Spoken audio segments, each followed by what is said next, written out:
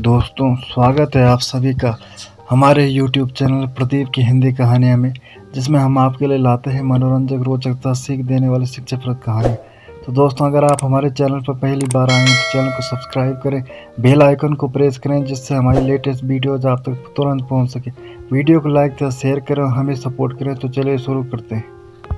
दोस्तों, आज हम आपको सुनाने जा रहे हैं एक शिक्षाप्रद कहानी, जिसका नाम है बादल और राजा दो घोड़ों की कहानी।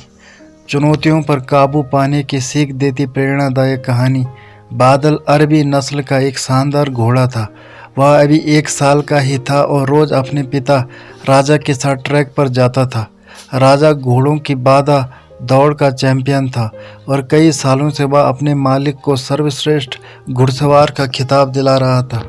बादल भी राजा की तरह बनना चाहता था, लेकिन इतनी ऊंची ऊंची और कठिन बाधाओं को देखकर उसका मन छोटा हो जाता और वह सोचने लगता कि वह कभी अपने पिता की तरह नहीं बन पाएगा।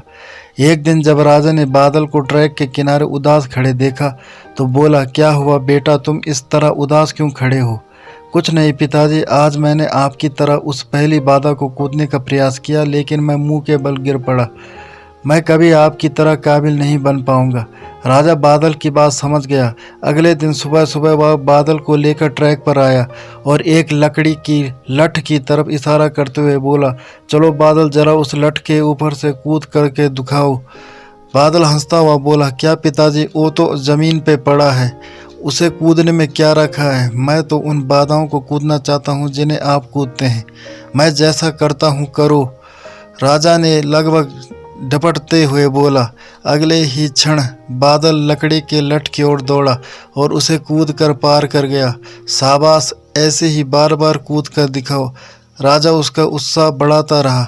अगले दिन बादल उत्साहित था कि शायद आज उसे बड़ी बाधाओं को कूदने का मौका मिले, पर राजा ने फिर उसी लठ को कूदने का निर्देश दिया।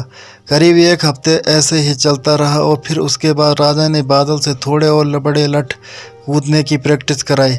इस तरह हर हफ्ते थोड़ा थोड़ा करके बादल के कूदने की क्षमता बढ़ती गई और एक दिन वो भी आ गया जब राजा उसे ट्रैक पर ले गया।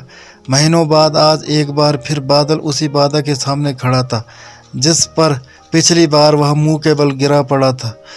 बादल ने दौड़ना शुरू किया। उसके टापों की आवाज़ साफ सुनी जा सकती थी। 1 2 3 जंप और बादल बाधा के उस पार था।